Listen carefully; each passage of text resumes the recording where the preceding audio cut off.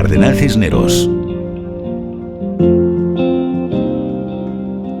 No hay tema ahora mismo, quizás junto con el bicho, junto con la pandemia, no hay tema de mayor actualidad que el de la desinformación, las fake news, las noticias falsas o falsas noticias.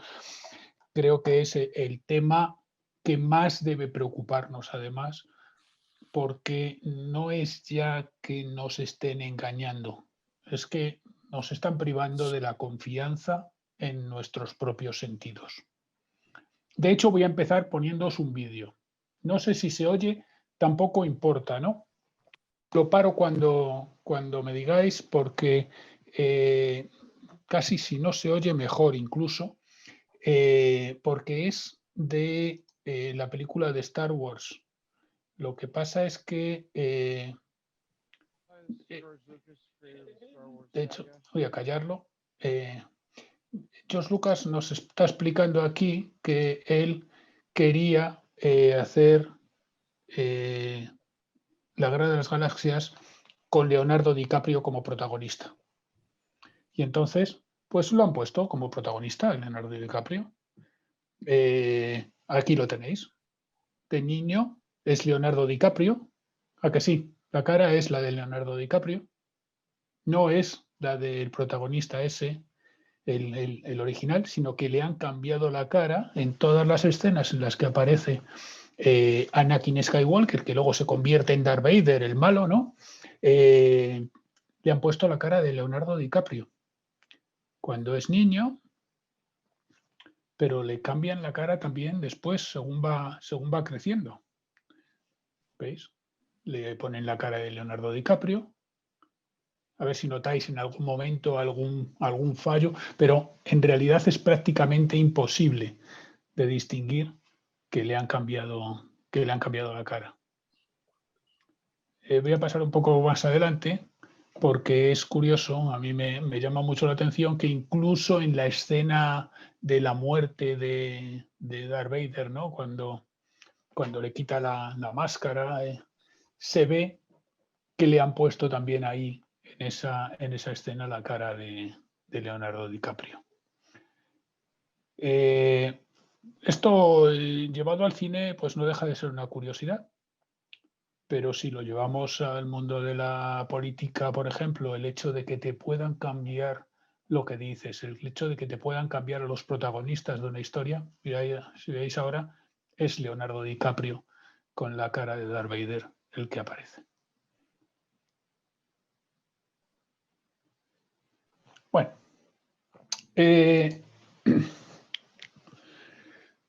lo que decía es que al final, como decía Groucho Marx, ¿a quién va usted a creer, señora? ¿A mí o a sus propios ojos? Es que ahora mismo son capaces de cambiarnos lo que estamos viendo, de cambiarnos la perspectiva que tenemos de lo que estamos viendo y de lo que somos capaces de distinguir de la realidad. Y además no nos lo están cambiando porque te pongan un filtro delante de los ojos, sino que te lo están cambiando a un nivel más interno, ¿no? Nuestros sentidos siguen viendo lo mismo, pero se reinterpreta a un nivel más interno. Vamos a ver si soy capaz de explicarlo. Lo primero, esto ha cambiado mucho. Lo que ocurría hace 20 años en el ciberespacio, lo que ocurría hace 20 años con la tecnología y lo que tenemos ahora es absolutamente distinto. Estaba hablando ahora con la profesora, con Esther, de cuando yo estaba estudiando y los conocimientos de tecnología de entonces. Los conocimientos de tecnología de hace 20 años te sirven para muy poquito.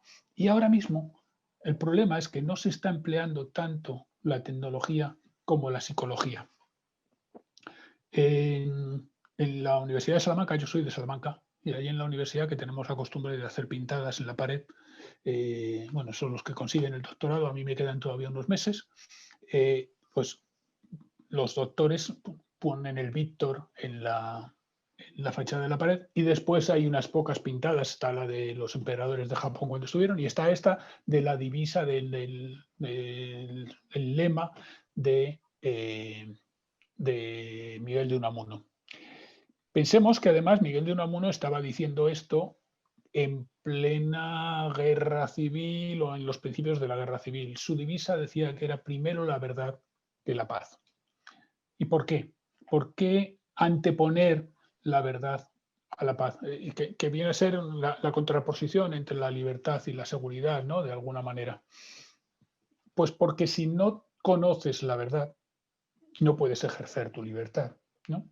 Si no tienes una referencia sobre qué estás eligiendo, tu opción es básicamente un acto de azar. No sabes, no tienes criterio para decidir si mano izquierda o mano derecha. Y ahora lo que se están creando mucho, y lo hemos visto especialmente en los últimos 4 o 5 años, son los hechos alternativos. Los hechos alternativos, por ejemplo, este es uno de los primeros, Kellyanne Conway, que ahora ha cogido precisamente, es la portavoz de la Casa Blanca y es una de las que ha resultado infectada, ¿no? Dijo que la toma de posesión del presidente Trump, que es la imagen de la derecha, había sido la más multitudinaria de toda la historia. En la foto de la izquierda, que es la del presidente Obama, de 4 años antes, se ve aparentemente que hay muchísima más gente. Y entonces cuando se lo hicieron notar, ella dijo, no, bueno, a ver, yo no estoy diciendo que lo que yo diga sea verdad, yo les estoy ofreciendo hechos alternativos. Hechos alternativos son realidades que tú decides creerte o no en función, pues simplemente de que convenga a tus intereses o que te resulte más cómodo creerte eso. En este caso, hemos visto cómo 4 años después ha habido 70 millones de personas que siguen creyendo en esos hechos alternativos. Luego, vamos a no despreciar el fenómeno como una burda mentira, porque tiene muchísimas más implicaciones. Estos hechos alternativos son realidades que te presentan y que si a ti te conviene creértelas o si encajan dentro del esquema de las cosas que tienes hecho, pues te las quedas. Aceptas que sean verdad. Por eso Rudy Giuliani, que sigue siendo el abogado de Donald Trump, había sido el alcalde de Nueva York, dijo en una entrevista poco después, la verdad no es verdad. Si la verdad no es verdad, el primer problema que tenemos es la falta de una referencia con respecto a la cual orientar nuestra vida, ¿no? El problema que tenemos es que al final no tenemos pues una idea clara de la línea de base con la cual contra la cual hacer una referencia de las cosas que hacemos. No sabemos dónde está el cero, no sabemos dónde están los positivos y los negativos, ¿no? Lo que hacen las redes sociales es buscar encerrarnos en una zona de confort, en lo que es nuestra zona de confort de verdades. En una zona de confort en la que nos sintamos cómodos con lo que estamos oyendo, que nos dé la razón permanentemente, eh, que no nos invite a buscar otras cosas. Para eso lo que crea es una especie de burbuja que filtra de todo lo que nos llega, toda la información que nos llega, aquella que está en contra de lo que nosotros pensamos. Y crea lo que se llaman unas cámaras de eco dentro de las cuales pues todo lo que oímos nos da la razón. Al final, si entráis en las redes sociales, me imagino que todos estáis en Facebook, en Twitter, en alguna de las redes sociales, al final acabáis pues teniendo vuestro grupo y en ese grupo con el que normalmente estáis de acuerdo, esas son las opiniones que acabáis escuchando. Y por lo tanto, vuestro universo, vosotros pensáis que estáis conectados con todo el mundo, pero vuestro universo se limita a las 200, 500, 1000, 5000, 10.000 personas que tenéis entre vuestro grupo de contactos. Yo cuando publiqué el libro me acuerdo que yo dije, bueno, esto está siendo el mayor éxito editorial de la historia el 90% de la gente que hay en Internet me dice que lo ha leído y que le gusta. No, era el 90% de la gente que había en mi Internet, ¿no? En mi cámara de eco, en mi grupo de amigos, que efectivamente, pues esos, el 90% se habían leído el libro, les había gustado. Pero es que Internet es mucho más grande. Lo que pasa es que esa parte de Internet yo no la veía. Es igual que el mundo es mucho más grande que que lo que te dice Google en la primera página de cuando tú buscas un término. Si buscas Palencia, Palencia es mucho más que lo que te pueda explicar Google en las 10 primeras o 20 primeras entradas. Y sin embargo, nos hemos acostumbrado a que al final nuestra referencia de lo que es la realidad es eso.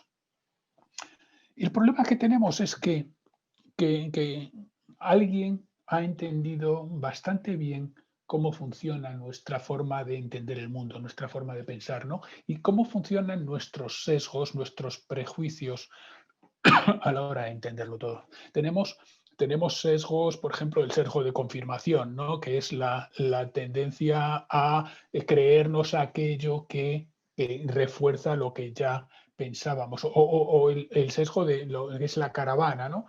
Si todo el mundo dice que esto es así, pues me imagino que lo estarán diciendo por algo y que tendrán razón. Entonces, tenemos tendencia a seguir a lo que dice el grupo, la mayoría. Hay un vídeo muy bueno por ahí que no he traído esta vez, pero en una clase falta un alumno y entonces la profesora coge una carpeta verde y dice, esta carpeta vais a decir todos que es roja. Y entonces cuando llega el último alumno, que llega tarde, la profesora pregunta, ¿de qué color está la carpeta?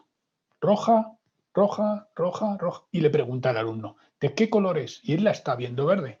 Pero ese temor a ir en contra de lo que dice el grupo acaba llevándole a decir que es roja. Para la hilaridad, evidentemente, de sus compañeros, ¿no? Todo esto, ¿cómo se manejan todos estos sesgos y todos estos prejuicios que tenemos? Pues muchas veces con falsa información o con información falsa, que no es lo mismo, ¿no? Se maneja, por ejemplo, con, con deepfakes. Deepfakes serían el vídeo que hemos visto antes, ¿no? Es utilizar la inteligencia artificial, el machine learning, a una escala muy profunda para cambiar la apariencia de los vídeos o de las imágenes o de los textos incluso, ¿no? Hay ahora mismo ha salido un programa que está además abierto, se puede contratar, se llama GPT-3. GPT-3 lo que hace es que te escribe lo que tú quieras. Te puede escribir un programa informático, te puede escribir una novela, tú le dices, mira, quiero que me escribas el Quijote como si lo hubiera escrito J.K. Rowling. Y entonces te escribe el Quijote, pero con el estilo narrativo de J.K. Rowling. Porque se ha leído absolutamente todos los libros de J.K. Rowling, todos los de Harry Potter, y se ha leído toda la obra de Cervantes, compara los dos estilos y entonces sigue metiendo la información que hay en el Quijote, pero contada como la habría contado J.K. Rowling. Eso lo hace con respecto al texto, pero también lo puede hacer con respecto a las imágenes, ¿no? O sea, que la actividad que está haciendo esta persona aparezca como con el cuerpo y con la cara de esta otra. O lo puede hacer con la imagen estática. Eso también se puede hacer con desinformación o con narrativas que te llevan al huerto, que te hacen pensar que es otra cosa. Al final, de lo que se trata es de controlar no ya la información, sino el relato, ¿no? El controlar de qué se habla. Y en eso, pues evidentemente, las grandes plataformas tienen una grandísima ventaja, ¿no? Porque son ellos los que seleccionan los contenidos que nos presentan. Dentro de esas plataformas se pueden utilizar robots, lo que se llaman los bots. Los bots son robots que lo que hacen es repetir incesantemente retuitear, replicar, darle me gusta a aquellos contenidos que ha generado su propia red. Es decir, si yo tengo 300 personas que me siguen y que le dan publicidad a lo que yo hago, pues alcanzo un determinado nivel de credibilidad. Si hay 300.000 personas que le dan publicidad a lo que yo hago, alcanza una credibilidad mucho mayor. Además, los algoritmos de las redes lo que hacen es decir, espérate, que hay 300.000 personas que están de acuerdo con esto, luego debe ser importante, vamos a ponerlo en un lugar más destacado que se vea mejor. Por lo tanto, a cualquiera que no está metido dentro de esa red le parece que es más creíble todavía. Después están pues ya los trucos sucios del phishing. Supongo que estaréis recibiendo yo por lo menos cada semana un par de ellos. Y los correos electrónicos que intentan que apretéis en un enlace o que abráis un archivo, que os dicen que vienen del banco, de la compañía de seguros, que os venden un coche o la moto. Esto lo que pretende hacer en la mayor parte de los casos, más que perjudicarte, más que pues romperte el ordenador o dejarte sin internet, es conseguir datos tuyos. Incluso solamente contestando al correo diciendo, mira, cúrratelo un poco más porque el correo que me has mandado es bastante burdo y se ve claramente que es mentira. Simplemente con eso ya le estáis dando información con respecto a en qué zona horaria estáis moviéndoos, que tenéis un determinado grado de educación. Estáis dando información sobre vosotros. Lo mejor es eliminarlos directamente, no abrirlos y eliminarlos directamente. Otra cosa que se hace es, por ejemplo, cuando nos atacan con los ataques estos que os acordaréis del WannaCry, por ejemplo, que encriptaba el ordenador o los archivos. Tú pagas para que te desencripten los archivos y te los devuelvan, pero los archivos no es algo material, no es que te estén devolviendo una pata de un jamón, no, te están devolviendo una información, lo cual no significa que ellos no se la queden también. El hecho de que tengan información sobre ti, que después puedan filtrar, que puedan revelar, que puedan venderle a los medios, implica que te pueden seguir haciendo chantaje posteriormente también. Y después, bueno, pues hay una manipulación que es más estructural, ¿no? Por ejemplo, la censura, lo estamos viendo ahora, la delgada línea, ¿no?, que hay entre el controlar lo que se dice, evitando que llegue desinformación y censurar información. ¿Dónde está la línea que hay que establecer con respecto a los mensajes que da el presidente Trump y que están ahora mismo cortando, por ejemplo, en algunas cadenas de televisión? Cosa que hace 3 meses, por cierto, no se atrevían a hacer, pero ahora sí los están cortando porque tienen el deber de evitar que haya desinformación. Hay una que me encanta especialmente, que es el nudging, ¿no? Lo que es la recomendación. No es incitarte a algo, no es que te prohíba hacer algo o que te obligue a hacer algo, pero al final te voy acorralando y te acabo llevando a la conclusión de que tienes que hacer esto.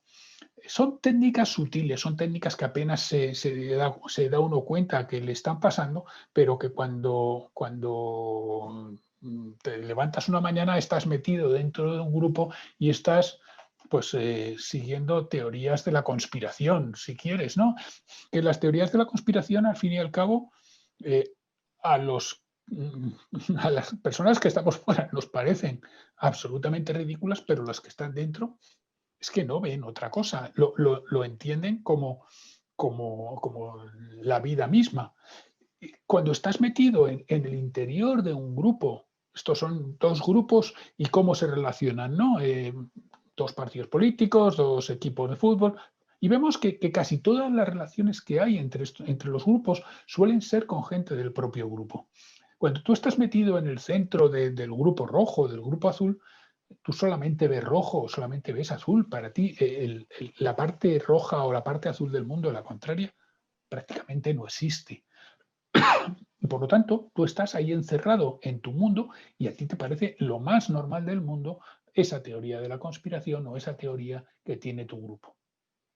No sé si os he comentado, ¿no? Esta es la polarización que ha ido habiendo en Estados Unidos en 1994, en 2017, en 2020 ha habido más todavía. Si os dais cuenta, el Partido Republicano y el Partido Demócrata ahora mismo es que prácticamente no tienen casi ningún tema en común, ¿no? Vemos como en el 94 el 70% de los temas que tenían eran comunes y había unas pequeñas divergencias. Llegan las redes sociales, se van polarizando los partidos y ahora mismo es que parece que estuvieran, que fueran partidos de planetas distintos, ¿no? Pero está pasando en España también, y no solamente en política, está pasando prácticamente en todos los discursos. Cada uno acaba anclado en su propio relato, en su propia forma de ver el mundo, y acaba teniendo casi hasta un lenguaje distinto del que utilizan en el otro partido, con lo cual no hay forma de llegar a un consenso, no hay forma de llegar a un entendimiento. Lo que estamos perdiendo es la capacidad para relacionarnos entre grupos. Eso le viene muy bien, efectivamente, a aquellos que pueden controlar un grupo, aunque sea más pequeño, o que lo tienen absolutamente a su merced y que pueden hacer con él lo que quieran. No se trata ni de engañar ni de no engañar, se trata de ser tú el que cuenta la historia. Eh, el señor que está aquí dibujando en la cueva, diciendo que mató él al mamut, bueno, pues en realidad sí contribuyó a cazar al mamut, ¿no? Pero, pero al final el único que aparece en la ilustración es él. Es que al final lo que importa es lo que queda dibujado en la cueva, lo que se transmite a la gente que está mirando. Mucho más que el que haya matado al mamut, que al final cuando te lo has comido el mamut entero, pues ya se acabó el mamut y lo único que queda es el acto heroico que se transmite después como mitos. Por eso, por ejemplo, la importancia tan grande que tiene la historia, el control de la historia, el quién escribe la historia, la leyenda negra, por ejemplo, en el caso de España, ¿no? Es ese control de las narrativas que se convierte en una guerra de narrativas. De lo que se trata es de intentar imponer tu versión sobre la de los demás. ¿Qué, qué es lo que pasa? Que los que no tienen la capacidad para imponer su forma de ver el mundo, pues tienen que recurrir a las falsas noticias, ¿no? Tienen que recurrir a intentar distorsionar la realidad oficial. Pero eso no significa que la realidad oficial sea verdad. Es la realidad oficial. Es la realidad que en nuestro mundo occidental pues, nos llega de la CNN, de Hollywood, de Disney, nos llega por los canales oficiales y esa es lo que nosotros entendemos como la realidad. En realidad es nuestra verdad. Es nuestra verdad, no es al 100% la verdad, y lo que pasa es que cualquier relato que viene de fuera se tiende en los últimos años a tacharlo como desinformación, como falsa noticia. Esto al final es una técnica de guerra más, ¿no? Y además eso está inventado ya hace tiempo. Ya hablaba Sun Tzu de ello hace mucho tiempo, hace 2500 años, pero es que en el año 99 hay dos coroneles chinos que hablan de una guerra sin restricciones, ¿no? Que en esta guerra sin restricciones, entre otras cosas, están hablando de hacer una guerra cultural, económica. No están hablando de hacerla ellos, sino de que estamos en eso, ¿no? Ahora estamos en una guerra financiera, es una guerra de narcotráfico, incluso de derecho internacional, ¿no? De manipular el derecho internacional. Y lo estamos viendo con respecto a las sanciones económicas, estamos viendo el uso del terrorismo, estamos viendo el uso de la tecnología, de la guerra psicológica. O sea, que se están empleando formas de guerra que nada tienen que ver con los militares y que nada tienen que ver con el tradicional enfrentamiento entre ejércitos. Y que, me temo, nos afectan a todos como ciudadanos, no se restringe al campo de batalla, no se restringe a nuestra participación en una guerra profesionalmente, sino que nos acaba llevando a todos a ser combatientes de alguna manera. De hecho, ahora mismo, una de las funciones que se establecen como funciones de la guerra es la de influencia, ¿no? Que básicamente, como su nombre indica, se trata de intentar promover no solamente las percepciones, sino también las emociones, las voluntades, para hacerlas favorables a nuestros intereses. Es decir, hay una sección entera, igual que hay una sección que se encarga de las comunicaciones o que se encarga de la inteligencia, hay una sección entera que se encarga de lo que es la comunicación con el objetivo de influir en la forma en la que la gente ve nuestras actividades y cómo ve también las actividades del enemigo. No solamente es una operación que se hace con la población del enemigo, sino también con la propia para, digamos, tener mayor apoyo de tu población. Eso se hace con las redes sociales, se hace dentro del ciberespacio, dentro de Internet, y se hace también, perdón, que me estoy quedando sin batería, que la enchufo, se hace también en la prensa normal, se hace también en la radio, se hace en los medios no digitales. O sea que no es un invento nuevo. Lo que pasa es que ahora veremos que la tecnología permite llegar muchísimo más lejos. Bueno, esta nos la vamos a saltar. Os decía que lo importante es el control del relato. Lo importante es ser tú el que establece de qué se habla. Igual que en 2016, si os acordáis, los temas de la campaña de Estados Unidos los ponía todos Trump sobre la mesa, él hablaba del muro, de los inmigrantes, tal, y los demás hablaban del muro que quería construir Trump, de los inmigrantes que quería echar Trump, del sistema de seguridad social que quería cargarse Trump, pero al final el que establecía el relato era Trump. Esta vez, de lo que se ha estado hablando durante la pandemia ha sido, pues, del virus, de la crisis económica, de temas precisamente de los que no quería hablar Trump. Por eso ha cambiado también un poco la cobertura de los medios. Él ha seguido como showman, como profesional de los medios que es, ha seguido dominando el relato, pero no ha conseguido ser el que dominase los temas de los cuales se estaba hablando. Por eso se emplean estas técnicas en la guerra, porque te permiten no necesitar utilizar el armamento para convencer a alguien, para extorsionar a alguien, para presionar a alguien, si lo puedes hacer convenciéndole. De hecho, si os dais cuenta, incluso pasa lo contrario, ¿no?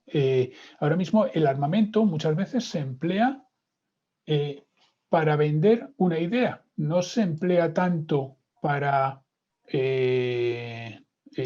destruir algo como para vender una sensación. El bombardeo que hubo en Siria de 57 misiles de crucero Tomahawk, por ejemplo, que lanzaron desde barcos en el Mediterráneo Estados Unidos, en realidad avisaron el día antes de que iban a bombardear esa base, de que se quitasen, que podéis hacer daño. De lo que se trataba era de demostrar, primero, una capacidad para intervenir, segundo, una voluntad para intervenir y tercero, la potencia de fuego que se tenía para hacerlo ahí, ¿no? Y sobre todo, que no se quería escalar la situación, que no se quería ir más allá, sino que de lo que se trataba únicamente era de mandar ese mensaje, de generar opinión pública, de generar tweets. Es curioso que en lugar de estar utilizando la información en apoyo de las operaciones militares, ahora empleamos las operaciones militares en apoyo de la información. Lo importante es la información, lo importante es lo que piensa cada uno. De hecho, no ya tanto hacerle cambiar de opinión, sino que genere una opinión antes incluso de que la tenga formada, ¿no? Es más que persuadir, es persuadir. Bueno, todavía no sabes nada sobre el virus, bueno, pero yo te doy mi idea de que es algo inofensivo o de que es algo muy peligroso y con eso ya he creado un patrón sobre el cual tú vas a opinar, pero ya partiendo de la primera impresión, que es la que cuenta, ¿no? La primera imagen que te llevas es la importante. Hace unos años escribí este artículo, se llama La mano que mueve el ratón. Si os acordáis de la película La mano que mece la cuna, ¿no? La mano que mece la cuna es la mano que domina el mundo, ¿no? Que gobierna el mundo. Pues la mano que mueve el ratón también, ¿no? La mano que es capaz de mandar esa información, de mandar ese relato, al final es la mano que domina el mundo. ¿Qué podemos hacer al respecto? Bueno, pues en realidad no nos están escondiendo absolutamente todo. Lo único que nos están es, como decía antes, nos están guiando de alguna manera hacia unos contenidos. Hoy por hoy lo que hacen los directores de los periódicos fundamentalmente es asegurarse de que los titulares son llamativos y que van a generar clics, que van a generar visitas a las páginas web. Lo que hacen muchas veces es el mismo artículo cambiarle el titular varias veces a lo largo del día, de tal manera que el contenido sigue siendo el mismo, el contenido sigue siendo veraz, pero el titular que aparece va dirigido a distintos públicos. Pues saben que por la mañana la gente que lee el periódico tiene tal perfil, entonces lo hacen llamativo para ese perfil. Los que se conectan a mediodía son más perezosos y no sé, y entonces les hacen una cosa más llamativa. Van cambiando el titular sin necesidad de cambiar la noticia. ¿Qué es lo que tenemos que hacer? No quedarnos con el titular, que el titular lo único que pretende es hacernos visitar la noticia, sino leer toda la noticia y ser nosotros capaces de extraer las conclusiones. De hecho, no leer una noticia, sino leerlas muchas veces. Los titulares están hechos precisamente con una técnica muy definida para llamar nuestra atención. ¿Cuántas veces habéis visto uno de estos? Esta noticia te va a hacer llorar o este jugador de este equipo de fútbol de primera división ha hecho unas declaraciones que no te puedes creer. Claro, si te dijeran, este jugador del Real Madrid ha hecho estas declaraciones, que debería ser un titular periodístico clásico, pues ya el que no le interesa más la noticia o al que no le interesa el Real Madrid, pues ya no la lee. Pero si dicen, un jugador de un equipo de fútbol de primera ha hecho estas declaraciones tan llamativas, pues oye, ya seas del equipo de primera que seas, ya te puede interesar, con lo cual ya vas a entrar. Y luego, claro, es que ¿qué será eso tan grave que no se puede poner en un titular, ¿no? Con lo cual también te incita a entrar. Yo estos titulares, por definición, no entro, ¿no? Es de la versión que debería ser la correcta, que tiene lógica. Fulanito ha hecho esto y ha pasado en consecuencia otro. Y una foto explicándolo, no, se cambia a no podríamos esperarnos jamás que fulanito hubiera hecho esto. Y vamos, te va a horrorizar o te va a llamar muchísimo la atención lo que hizo. Y la foto, además, que es una foto impactante. Es muy curioso porque entre la primera foto y la segunda, como vemos, hay una diferencia de que en la primera foto hace clic, en la primera noticia hace clic un 2,1% de la gente que la ve. Y en la segunda un 3,4%. La noticia es la misma, es decir, lo que viene después en el interior es exactamente lo mismo. Ese 1,3% de diferencia que hay es gente no interesada en la noticia, sino morbosa de saber qué es lo que está ocultándole la noticia. ¿Qué supone eso? Pues que un anuncio en el que hace clic un 2,1% de la gente vale $1.320, uno en el que hace clic un 3,4% vale 2.170. Al final, siguiendo el dinero, que es lo que hay que hacer siempre, pues llegas a la conclusión de que no tendría sentido no aprovechar la técnica que tienes para conseguir que tu anuncio o tu espacio publicitario en el dominio, en el periódico, donde sea, vaya a conseguir más dinero. Otra película, en este caso es la de Terminator. Ah, no, la han quitado. Bueno, es la escena de Terminator en la que entra en la cafetería y que entra desnudo y le roba la moto y las gafas a los que están ahí jugando al billar, ¿no?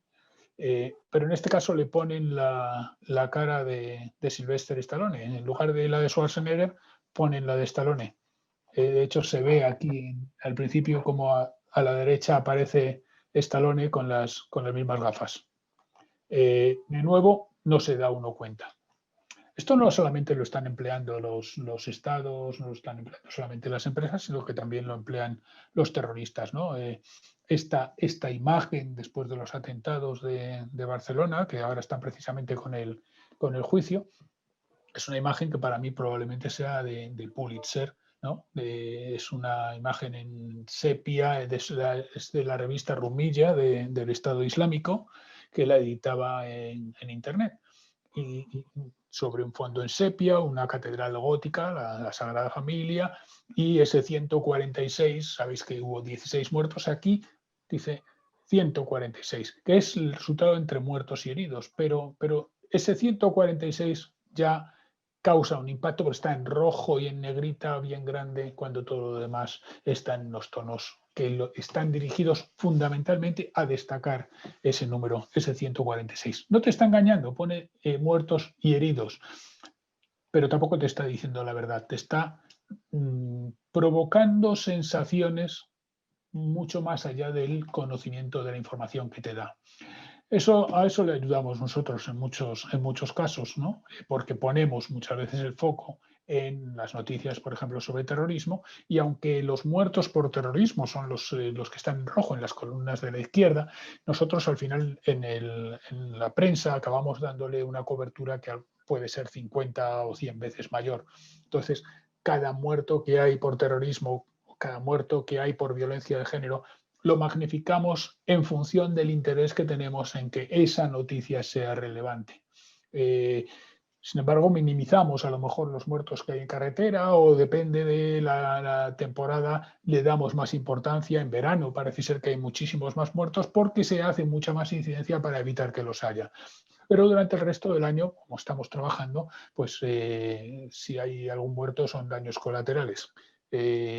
Depende del énfasis que se ponga en la noticia tiene más importancia o menos. De hecho, esta es la estructura que tiene el Estado Islámico solamente, bueno, os la pongo en inglés, solamente para sus campañas o que tenía el Estado Islámico para sus campañas de información. Es decir, tenía su propia estructura de radio, de televisión, de prensa, de internet, de su sección de adoctrinamiento religioso, su sección de adoctrinamiento político. Es decir, estaba perfectamente bien organizado y dirigido mucho más, como digo, a los sentimientos que a la parte racional. Racionalmente nadie se va a Siria a pegar tiros desde Ceuta. Tienes que sufrir un proceso emocional que te haga cambiar lo que sería lo lógico, que te haga ver las cosas de otra manera, que te infunda unos miedos irracionales, que te haga ver teorías de la conspiración y creer en ellas donde no las hay.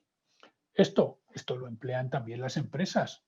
Esto está sacado precisamente de una web de empresa en la que la influencia también se emplea y se mide su grado de efectividad. Es decir, que no pensemos que esto en realidad es algo que se ha inventado en la guerra, sino que es algo que se ha trasladado, digamos, desde el mundo del marketing hasta el mundo militar.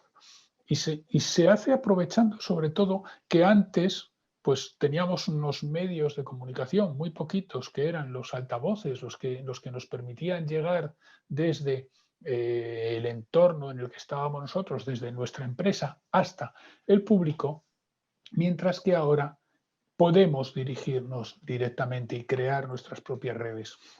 Si os dais cuenta la diferencia fundamental que hay de ahora a hace unos años, es que hemos pasado de pensar que somos un eslabón de una cadena a pensar que somos un nodo de una red, ¿no? Si somos un eslabón de una cadena, todos dependemos de todos y la cadena tiene la fortaleza del eslabón más débil. Pero si somos parte de una red, el hecho de que un nudo de una red se suelte no debilita excesivamente a la red, porque sigue habiendo muchos refuerzos alternativos para esa red. Cuanto más grande, mayor la resistencia que tiene. Y por lo tanto, nuestra capacidad para llegar y la capacidad de la red para protegerse a sí misma se hace mucho mayor. Eso se utiliza, por ejemplo, en los buscadores. Cuando entramos en Google o cuando entramos en cualquier buscador, hay una parte que está promocionada, hay una parte que se paga por ella y hay otra parte en la cual es la misma empresa, el mismo Google, el que selecciona en función de cómo te conoce a ti, qué contenidos te ofrece en primer lugar.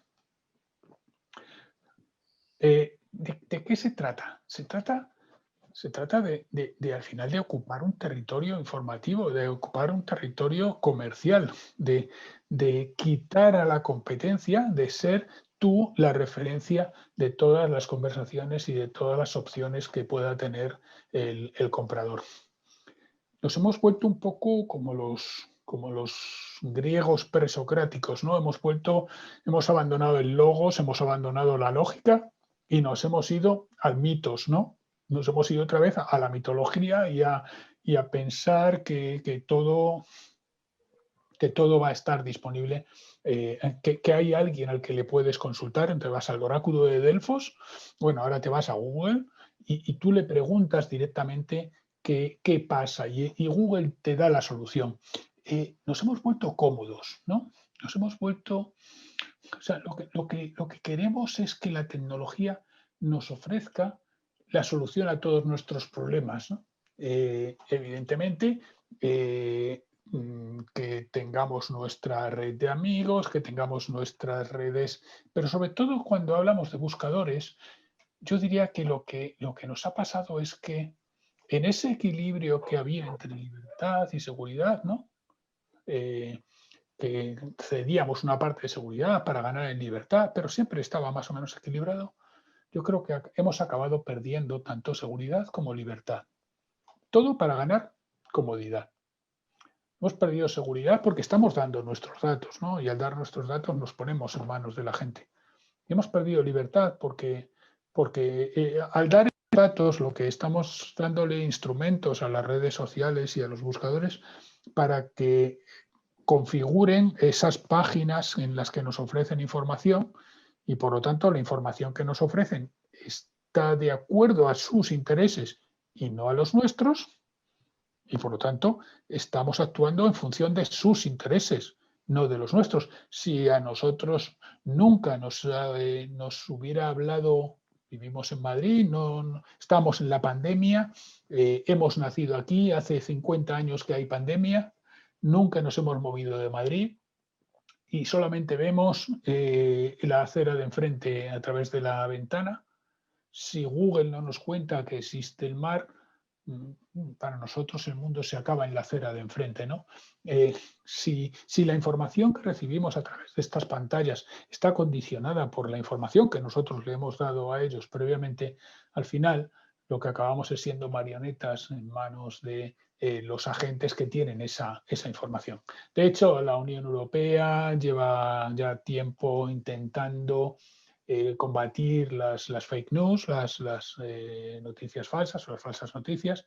Se viene hace un par de años que ya se estableció una política para combatir las fake news. En ningún caso se habla de restringir la libertad de prensa, en ningún caso se habla de restringir la libertad de información. Simplemente se pone sobre la mesa la necesidad de verificar la calidad de la información que estamos recibiendo. Ahora mismo hay, por ejemplo, una serie de agencias, cada vez más están proliferando mucho, de fact-checking, ¿no? Las agencias como Neutral o como Maldito Bulo, que son agencias que se han dado a sí mismas la misión de comprobar la veracidad de las noticias que nos llegan. Eso está muy bien, lo que pasa es que nos pone en manos de esas agencias, ¿no? Está muy bien que alguien te diga que es verdad y que es mentira, pero ¿por qué te tienes que creer lo que te diga esa agencia o esa persona?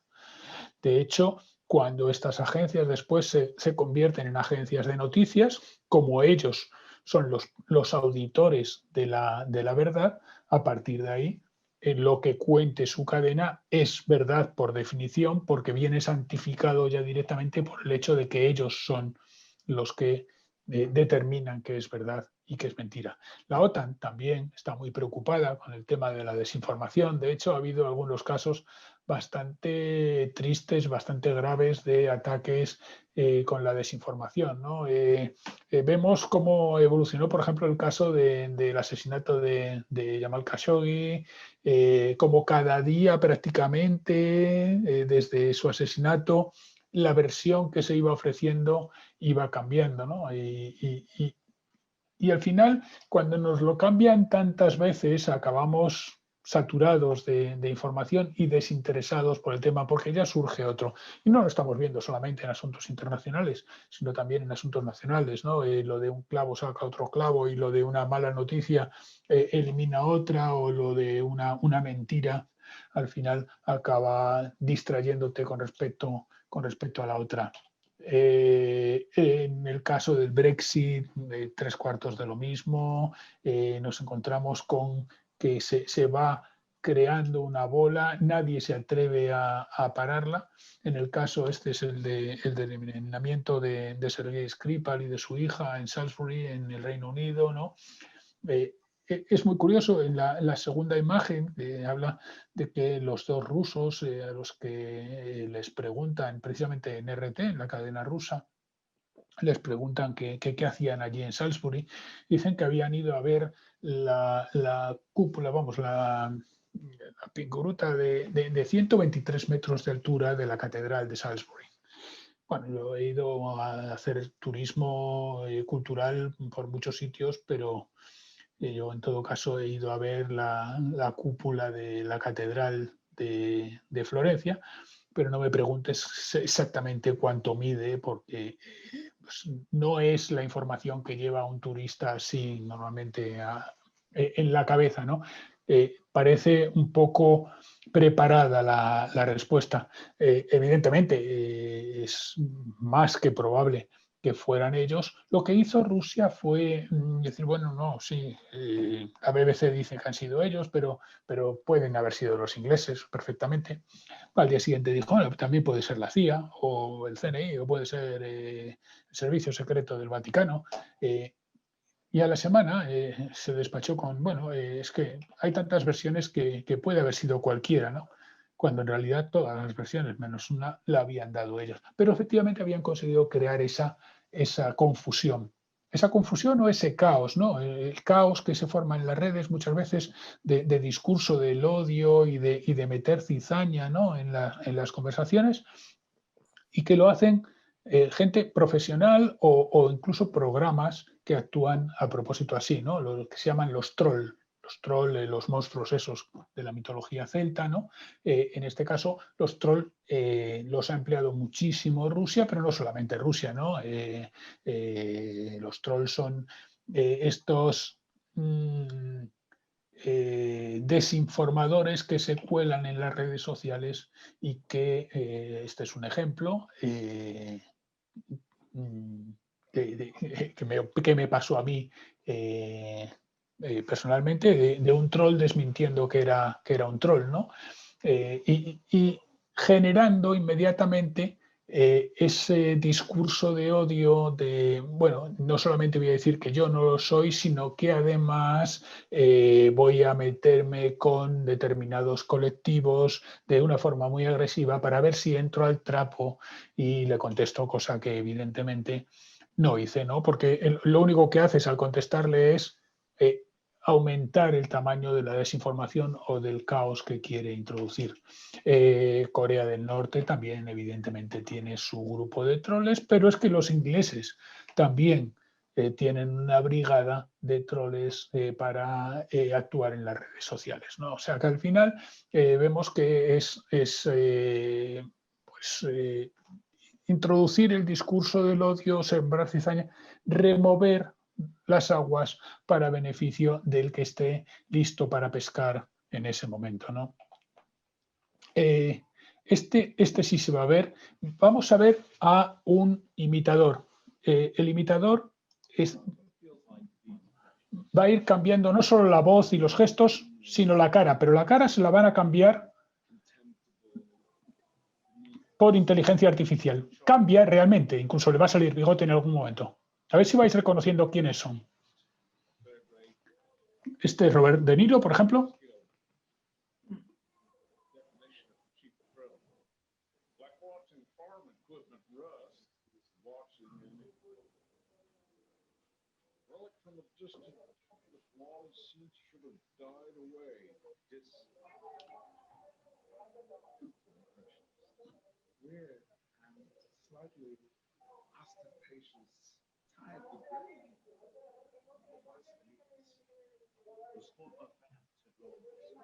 Anthony Hopkins.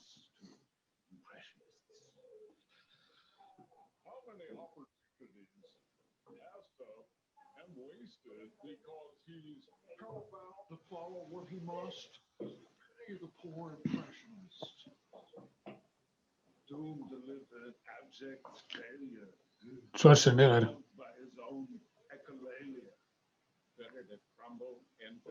Morgan Freeman.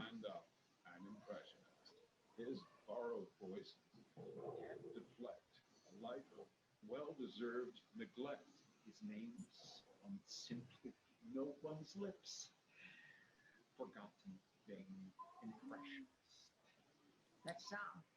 Did anybody moan? That creature with the microphone.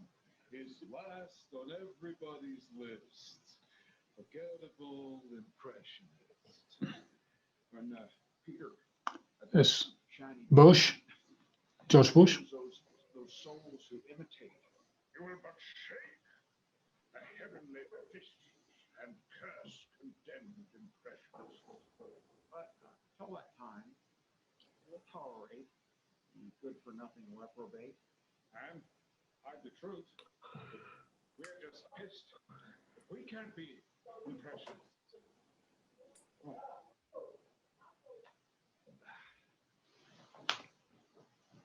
Como veis, no es solamente el cambio de la voz y de los gestos, sino que le van cambiando la cara de forma artificial. En tiempo real y sin que se note en ningún momento, con una transición muy rápida, de tal manera que nos parece que está haciendo las imitaciones incluso muchísimo mejor de lo que las estaría haciendo. ¿Sabéis? Al final el problema de la inteligencia artificial es que está diseñada para sacar conclusiones, para sacar la conclusión óptima, para decirte óptimamente cuál es qué es lo que está viendo, ¿no? Es decir, por ejemplo, Amazon tenía un programa de selección de personal en el cual solamente contrataba hombres. El 80% de la plantilla de Amazon en aquella época eran hombres. Entonces el programa dijo, bueno, el 80% de la plantilla son hombres, luego veo que lo óptimo es que se contrate a hombres, por lo tanto no contrataba más que a hombres. Intentaba replicar el mismo modelo que tenía, haciéndolo perfectamente, exactamente igual que estaba. Si funciona, no lo vamos a cambiar. Hemos alcanzado el óptimo, luego vamos a optimizar la situación actual que tenemos. Estaba mal programado, evidentemente, pero lo que nos estaba diciendo es, cuidado, Amazon lo que tiene es un problema de género en su selección de personal, un problema de género que vamos a agravar si añadimos una inteligencia artificial que replique y que optimice los criterios que teníamos hasta ahora. Es decir, que la inteligencia artificial lo que viene a hacer es como devolvernos nuestra imagen en el espejo, pero vamos, sin paños calientes. Nos dice, eres un machista, eres un racista, eres un xenófobo.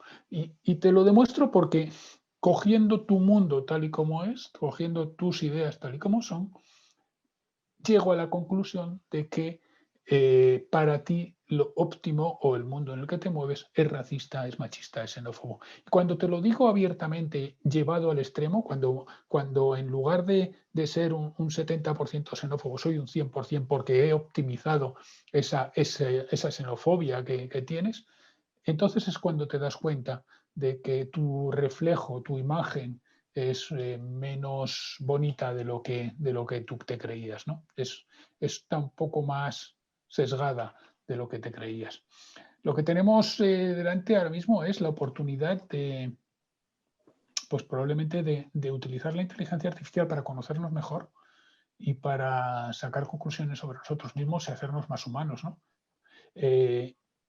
Como siempre os digo, acordaos que estamos viviendo en un mundo físico que cada vez vemos y tocamos menos por el hecho de la pandemia y que cada vez estamos pasando más tiempo delante de las pantallas, estamos pasando más tiempo viendo las cosas a través de los ojos de los algoritmos, a través de los ojos de las máquinas y de aquellos que las programan. Bueno, creo que ha sido una hora prácticamente justa y me abro al debate que con vosotros suele ser interesantísimo. Muchísimas gracias. Muchas gracias, Ángel. Ángel, tengo varias preguntas, pero me conformo con una para no abusar. Si no, saco papel y boli. El reconocimiento facial. Sí. Por lo que has puesto en ese programa, falla casi estrepitosamente. ¿En qué programa? O sea, me refiero, has puesto un programa de un cómico que le van cambiando la cara. Ah, sí. No, pero eso no es reconocimiento facial. Bueno, pero en base de eso, esas medidas de seguridad que hay en los sitios que se supone que te miran la cara y tal, eso se puede falsificar, parece ser. Sí, efectivamente. No, la pregunta es muy pertinente y además ahora está muy de moda, ¿no? Sobre todo en el tema, por ejemplo, en Mercadona, sabéis que pusieron en 10 supermercados, en 10 tiendas, pusieron un sistema de reconocimiento facial que lo que pretendía, yo creo que con muy buena intención, era conseguir que identificar a pederastas y a determinados, me parece que es gente con órdenes de alejamiento y cosas así. Pero claro, si no lo explicas bien y si no explicas que tú vas a borrar inmediatamente los datos después de utilizarlos, puede levantar muchas suspicacias. A ver, una cosa es que tú seas capaz de generar imágenes de vídeo, que puedas alterar imágenes tanto estáticas como de vídeo, y otra cosa es el reconocimiento facial. Son dos técnicas distintas.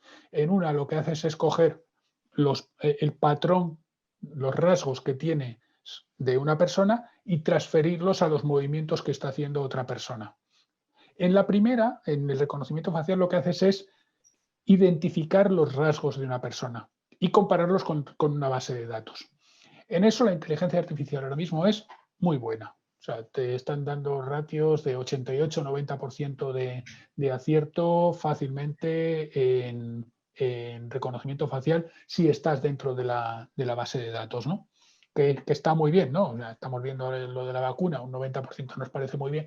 Evidentemente, un 90% de acierto en reconocimiento facial también lo es. ¿Problema que tiene? Pues que se puede hackear.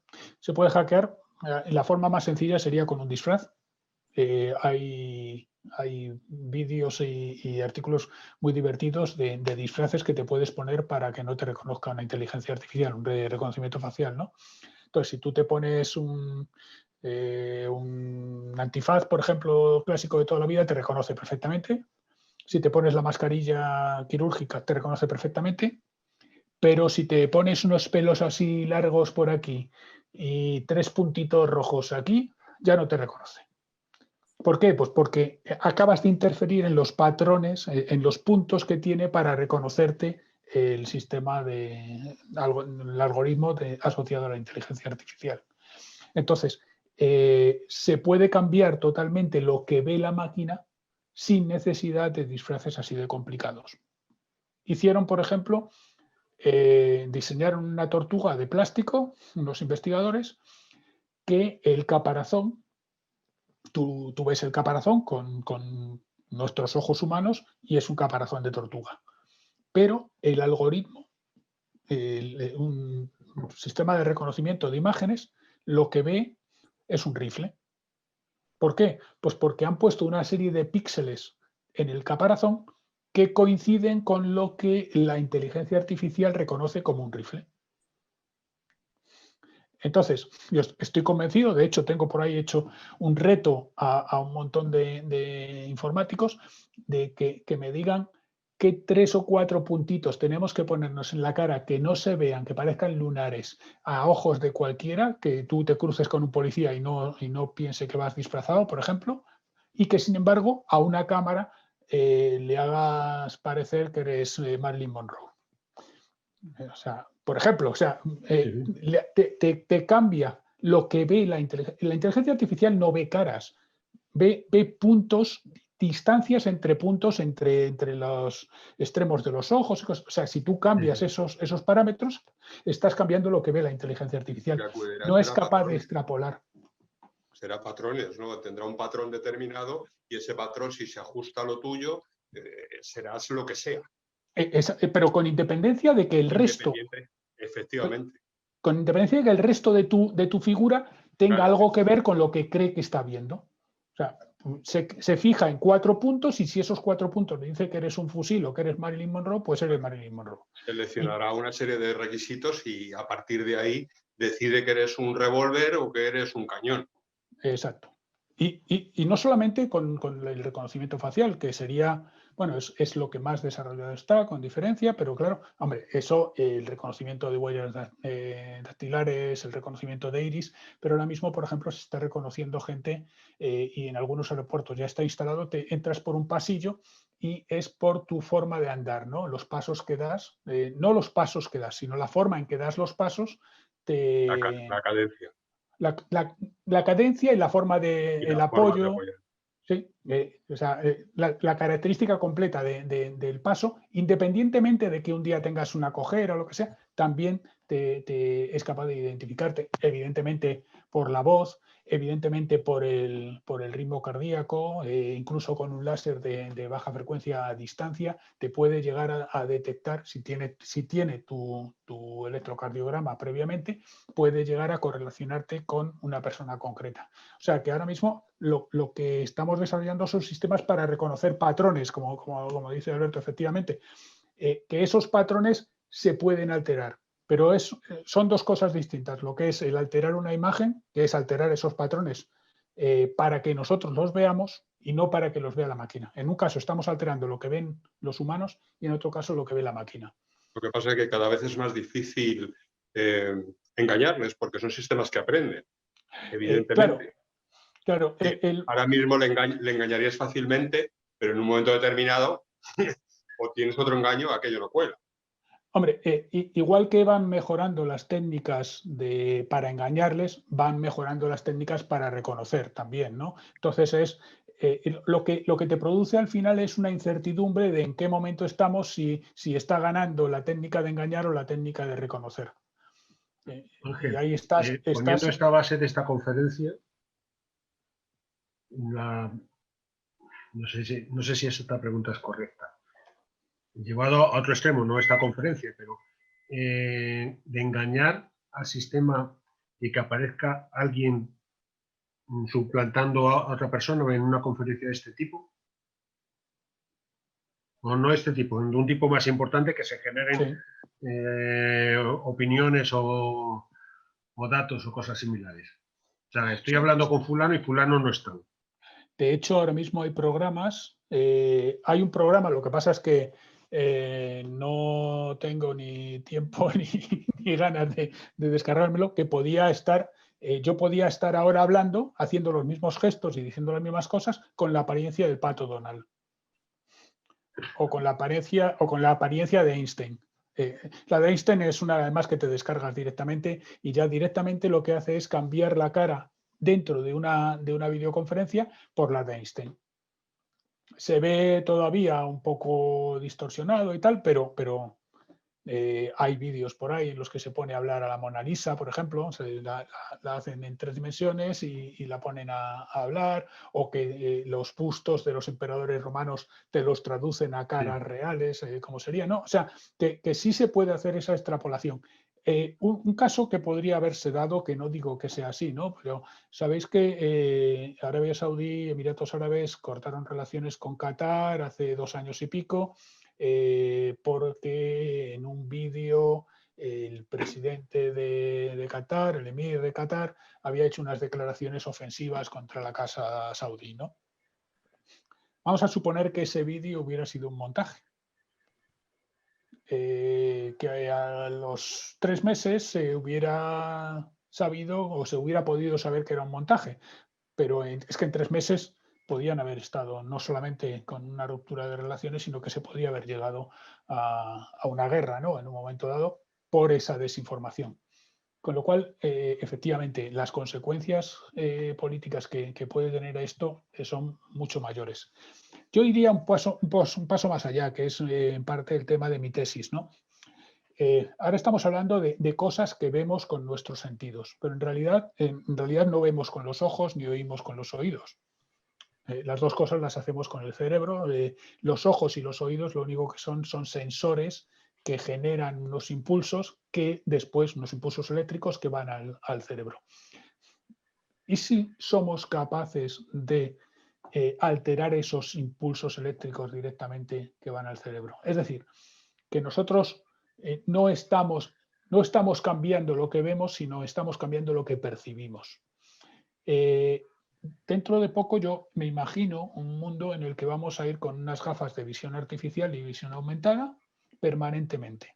En lugar de llevar el móvil, vamos a llevar unas lentillas, por ejemplo, para ir por el mundo. Entonces, cuando nos crucemos, diré, hombre, si a este hombre lo conozco yo de Cisneros, se llama así, este es su número de teléfono, la última vez que le vi fue aquí y me dijo que su hijo estaba estudiando esto.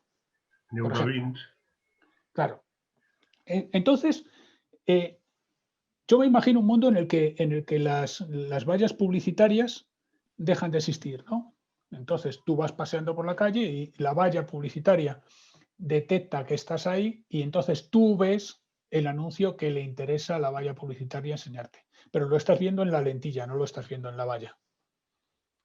Y el que va contigo ve otro anuncio, porque son anuncios personalizados. Igual que vemos cuando entramos en Google o entramos en los periódicos, vemos anuncios personalizados para nosotros, ¿por qué no lo vamos a ver también en las vallas publicitarias?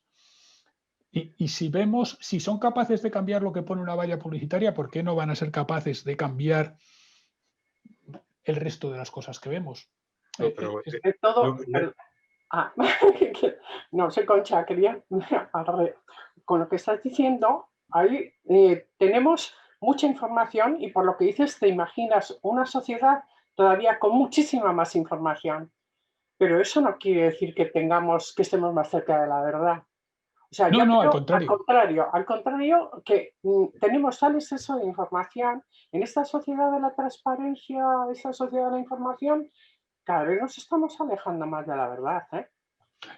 Cada vez somos más transparentes nosotros y menos transparente la realidad. Bueno, más transparente nosotros, cuando nos afecta a nosotros, lo que queremos es que se mantenga nuestra privacidad. Exigimos transparencia a todo lo demás, sobre todo a lo público, eso está bien, pero tampoco en lo público el que haya mucha transparencia quiere decir que se nos esté diciendo la verdad. Se puede ser muy transparente y muy mentiroso. Entonces, yo, esta sociedad en la que estamos tan pendientes de la información que nos llega todos los días a través de todos. Yo no soy una red social, pero sí recibo, como todo el mundo, muchos correos, WhatsApp y demás. Distinguir lo que es verdad y mentira, a mí me molesta esto de que nos envíen los WhatsApp con cantidad de cosas que cualquier persona sensata, medianamente informada, sabe que es mentira. Y la gente los repite y los retuitea. Entonces yo creo que hay un exceso, estamos súper informados, pero muy mal informados. Y eso es culpa nuestra también, ¿eh? Es que es parte de la técnica, Dejamos de ¿no? engañar. El sobreinformarte es una forma de hacer que no te fijes en nada concreto, ¿no? Darte un exceso de información Claro. implica que al final te vas a tener que quedar con la parte de información que ellos te quieran dar. Tú tienes toda la información disponible de las cuentas públicas y tal, pero ¿quién se va a revisar todo eso? Al final lo que hacen es resaltar la parte que a ellos les interesa en cada momento, ¿no? No es incompatible tener más información con estar menos informado, ¿no? Digamos que es parte de la desinformación el saturarte de información. Lo que quieren es que sepas exactamente lo que quieren que sepas. Exactamente. Nada más. Es esconder la verdad entre un... Bueno, una si hay algo, montaña si hay algo de datos. verdad que hay algo de verdad que te legitima, pero yo doy una interpretación que me da la gana. Claro. Es que al final lo estamos viendo en las teorías estas conspiranoicas de QAnon. No sé si lo habéis visto, el movimiento este de la Q que apoya a Sí, Trump. Al final parten de hechos o de sitios reales y los desvirtúan totalmente. El primer caso fue el del Pizzagate, ¿no? En esta pizzería, en el sótano de esta pizzería, Hillary Clinton y sus secuaces se comen niños y abusan de ellos y tal. La pizzería esa no tiene ni sótano. Y sin embargo hubo una persona armada hasta los dientes que entró en la pizzería, que se quería cargar al pizzero y a Hillary Clinton, que estaba en un sótano que no existía. Es decir, parten de una información real de una pizzería en Filadelfia que al pobre hombre de Wisconsin, que no ha estado nunca en Filadelfia y que no va a ir nunca, pues tiene dos opciones: creérselo o no creérselo. Son esos hechos alternativos de los que hablaba antes. Y que el problema no es que te engañen, el problema es la pérdida de referencias que tienes y la pérdida de capacidad para decidir qué es lo que te están contando, si es real o no. Pero, o sea, al pero final esa incertidumbre en la que vives. Pero ya no solamente eso, sino que lo que tú estás creando son una sectorización de lo que es la opinión en general, que van hacia donde tú quieres y ya está. Es decir, lo que a mí me interesa, mis intereses son estos, mis ventas de producto en el sentido no solamente social, sino de ideas y de todo tipo, son estas. Y estas son las verdades. Y entonces esto lo enmascaro con una parte de la verdad y luego la interpretación que a mí me interesa. Esa cámara de eco de la que hablaba al principio. O sea, al final yo a ti te ofrezco este set de verdades y estás aquí encasillado. Y al final, como acabas viendo solamente esa parte del mundo, es que no te puedes plantear otra cosa, ¿no? La campaña de Estados Unidos esta vez, si os dais cuenta, cambios reales en los votantes prácticamente no ha habido. Ya, lógicamente. Lo que ha habido es más votantes. Y ha habido más votantes. No ha habido gran cambio. No, o sea, ha habido prácticamente los estados apenas se han movido, pero es que los votantes de Trump de hace 4 años siguen votando a Trump. ¿Por qué? Claro. Pues porque están metidos en una burbuja informativa en la cual se les ha mantenido fidelizados e incluso más radicalizados con respecto Claro. a la verdad que estaba ofreciendo Trump. De lo que estaba intentando Trump y lo que estaba intentando Biden, por otro lado, o sea, no es una cosa específica de Trump, es movilizar a su parroquia. No convencer, por eso lo que he dicho de la persuasión y no persuasión. No se trata de hacer cambiar de opinión a nadie, porque eso no lo vas a conseguir, porque para eso tienes que entrar en la burbuja esa que se ha formado a su alrededor. Lo que están intentando hacer es movilizar a sus votantes para que esta vez haya unos pocos más que los que tiene el adversario. He utilizado muchísima ingeniería electoral en el sentido de saber dónde tengo que aplicar y las cosas que tengo que decir en cada sitio para poder quedarme con los escaños que necesitaba para llegar a donde sea. Tanto en una parte cuando ganó Trump como en la otra parte cuando ganó Biden. Cada uno ha manejado exactamente lo que sabía y lo que podía. Además, el recuento de los americanos es de vergüenza. Y dirigido a una audiencia muy concreta. Pero bueno, allí lo vemos a lo mejor más claramente, pero aquí, y nos está diciendo Teresa, por ejemplo, de un profesor negacionista que siempre introduce elementos de verdad. O sea, es que Claro. Una mentira completa no se sostiene nunca. Claro, Al final, es que siempre tengo que partir como si fuera una verdad y hacerla yo mi versión. Si no, si es una tontería y dices que el pato Donald ha nacido en Belén, pues probablemente no se lo crean. Si dices otras cosas, pues tengo que partir de una verdad, hacer mi semiverdad y hacer que mi grupo lo crea. Ya. y a partir de ahí, una vez que está establecida la verdad, la primera capa, eso es un dogma de fe a partir de ese momento para el grupo. Entonces, a partir de ahí ya sí puedes empezar a construir animaladas y distorsionar absolutamente todo, pero partiendo de que has conseguido convencerles de una verdad que es irrefutable para ellos. Pero si lo dijo Trump, dice, yo ahora mismo en un meeting mato a 7 personas allí y a mí me van a seguir votando. Sí. No hay ningún problema. Y me temo que además tenía toda la razón del mundo. Sí, eso es lo más grave. Es decir, cuando no penalizas la mentira nunca ni con tus votos, tienes un serio problema. Es que no se trata de que sea verdad o mentira. Hay una imagen muy buena que no he puesto, y una lástima, pero vamos, que es un señor que está viendo la tele y su hija está diciéndole, pero ¿no ves que son noticias falsas? Y dice, pero hija, pero ¿cómo van a ser noticias falsas si están diciendo justo lo que yo pienso? Muy bueno. Claro, o sea, el problema es ese, es que no se trata de que sea verdad o sea mentira, se trata de que refuerce tus convicciones y de que tú estés cómodo con ese relato o no. Y al final lo que buscamos es paz de espíritu, necesitamos tranquilidad, necesitamos que nos digan que la vacuna está al caer, sea verdad o sea mentira, pero las bolsas suben y nosotros dormimos más tranquilos. Lo que estamos buscando es comodidad. Pero mira, mi abuela, que en paz descanse, que mi abuela ya ha muerto hace muchos años, en los años 80 o los años 90 se empezaron a ver programas de cocina en la televisión y en Siemens. Y un día, estando en casa, me dice la mujer, tú fíjate hasta qué punto te pueden convencer. Dice, este chico que cocina, que debía ser arguiñano, este chico que cocina lo hace muy bien. Dice, pero no tiene que estar bueno. Es imposible que esté bueno. Y dice, ¿por qué? Porque no huele a nada. ¿Por qué no?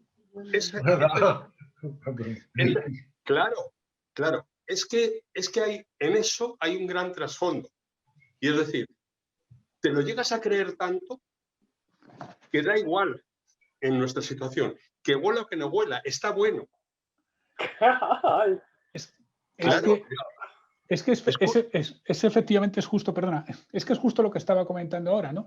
Cuando trasciendes a los sentidos, cuando te vas más allá de los sentidos y eres capaz de meter directamente en el cerebro la idea de una realidad,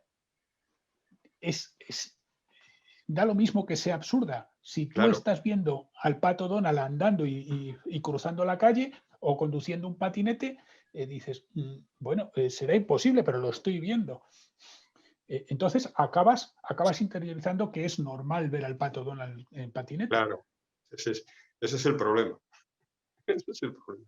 Y hemos perdido la capacidad, desgraciadamente, o estamos perdiendo la capacidad, y yo creo que nuestros hijos bastante más, de distinguir entre lo que es el mundo de dentro de la pantalla y el mundo de fuera de la pantalla, ¿no? Nos hemos metido tanto dentro de las pantallas, nos hemos metido tanto en la realidad que nos viene desde la pantalla y mucho más ahora durante la pandemia. En la pandemia hemos adelantado como 3 o 4 años la evolución que veníamos teniendo en cuanto a digitalización.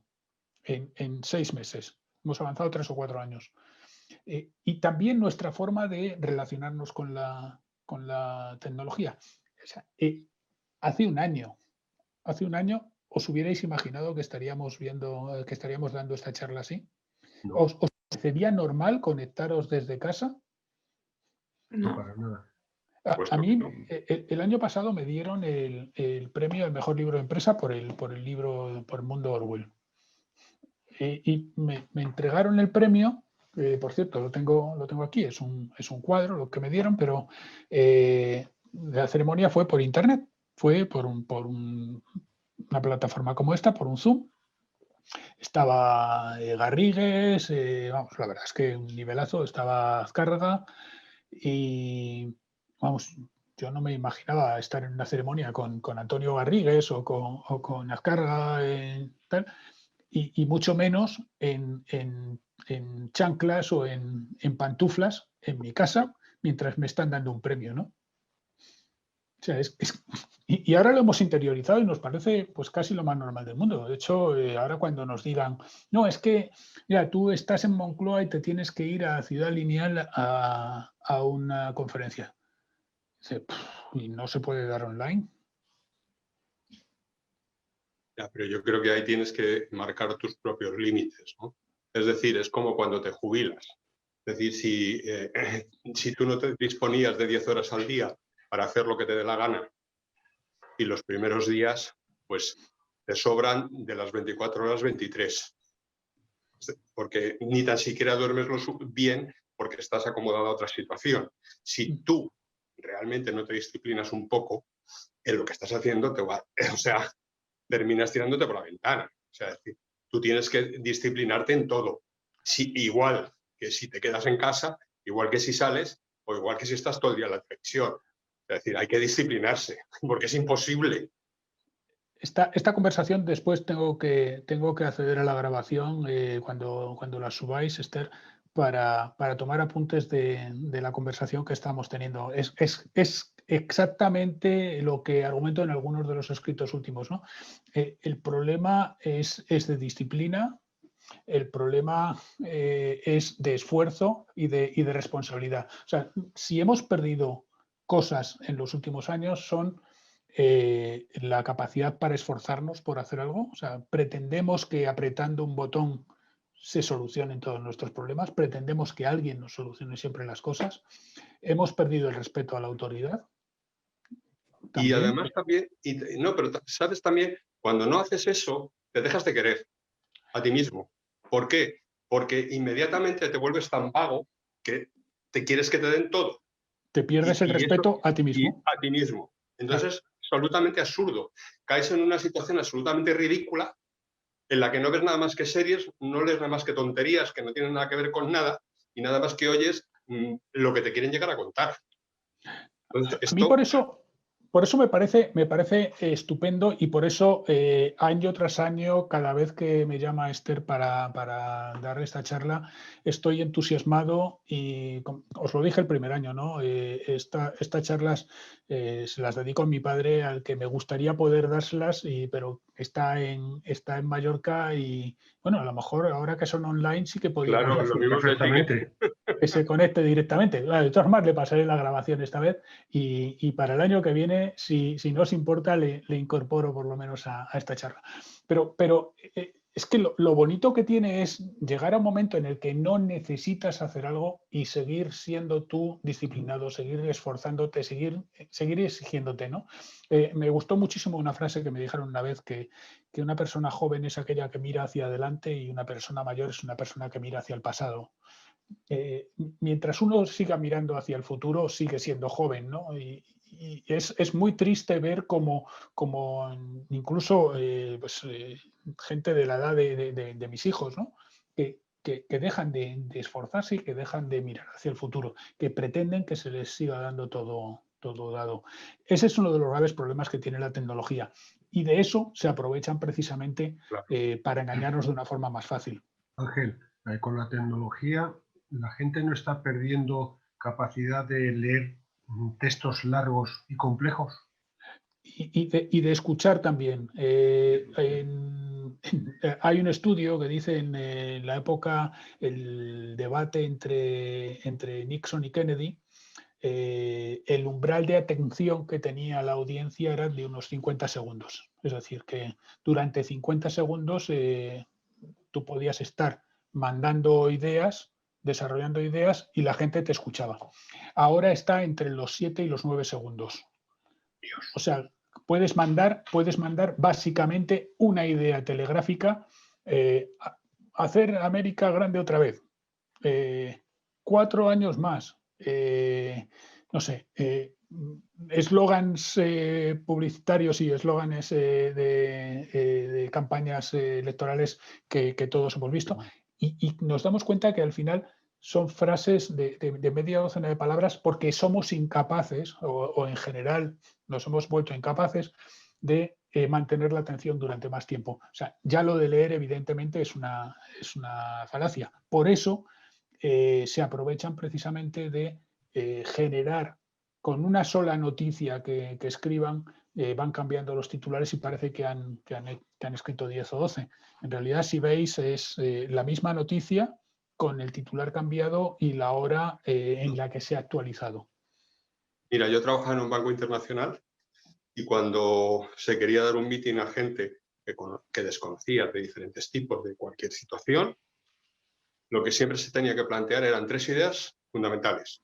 3, y digo 3 exactamente. Y si la cosa era muy compleja, llegabas a 5.